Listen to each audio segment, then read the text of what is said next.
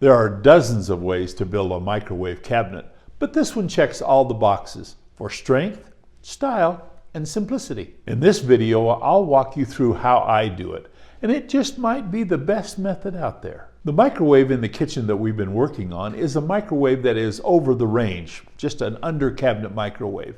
Typically, all they do in most places is just put a shorter cabinet over the top of the range and the microwave sits up underneath it.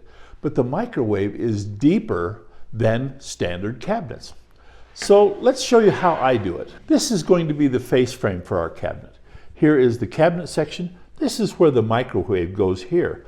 And I frame in the microwave on both sides. And I make the cabinet 2.5 inches deeper than regular. I'll take all my measurements off of this face frame to get started. Our cabinet is 40 inches tall, and these are our 40-inch sides with the white bottom on them because it is an upper. Our cabinet is also 30 inches from inside to inside, and these are our pieces that will go in between. We'll go ahead and get started by assembling our side pieces and our top and bottom piece so that we frame in this section of our cabinet. I have drawn a faint layout line. This is where the top of my mid shelf is going to go. We'll start at the top of the cabinet, however. I have the bottom of the cabinet facing you. This is our top panel. And we'll put it together just like we do on most of our cabinets. 18 gauge, 1.5 inch nails to get it lined up. Make sure everything's in place. And secure with 1.75 inch medium crown staples.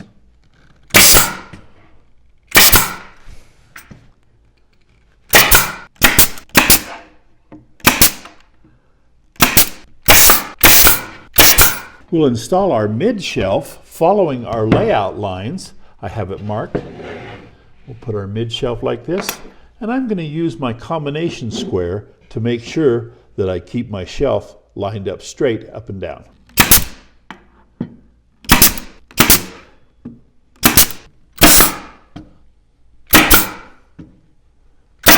With the face of our cabinet down, this is the back side, we'll install our hanging cleats, which will make it easy to install, plus help keep it square. 18 gauge, 1.5 inch nails only.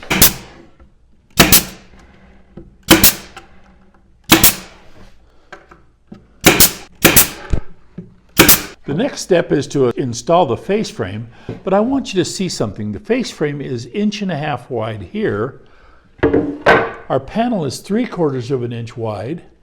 And because we are sticking out beyond the cabinets that come into the side of it, we now have room for a finished panel on this side, at least back the depth into our other cabinet. Now on this side of our cabinet, we're open, so we have a finished end panel here. Let me show you how that's going to work.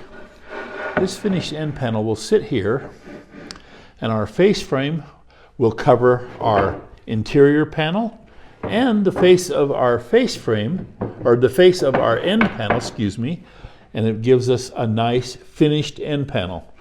I'll attach the end panel by putting screws from the inside that I'll cover with screw caps, and then we'll sand and stain and lacquer this all at once. On the opposite side of our finished panel, we do have to have a finished strip that goes down the side of our cabinet where our other cabinet will come into. Now, again, 3/4 inch inner panel.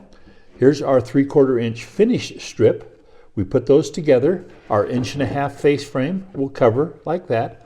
And then I brought over the cabinet that will go into the side of it. Let me show you how that fits. It's going to go just like this. Of course, this will all be finished so that it's all the same color, but that's how the cabinet fits in. This is a standard depth cabinet. This is the extra depth we need for our microwave. I'm going to go ahead and finish the assembly by attaching our end panels just like we talked about and putting on our face frame. Our face frame is attached by glue, nails, putty, and sand. I've completed all of the steps that we talked about. There's our nice end panel, and we've sanded out our face frame that we nailed on, puttied and sanded. Right there is where our microwave goes. Above it will be 2 doors, added storage space in our kitchen. Our face frame is all sanded nice, and I've put an 1/8 inch round over on the outside corners. There's our little return panel ready to receive the cabinet that's right next to it. And up top, we'll have a crown mold. I'm going to show you that when we're on the job and you'll see all the crown mold on it. It really looks nice when it's all done and everything's finished. Okay, speaking of finish, now I've got to get ready to stain and lacquer this part of the cabinet. I love the build of this cabinet. It gives the microwave a more built-in look, and I hope you enjoyed it. We'll see you next time on Woodworking with Wes.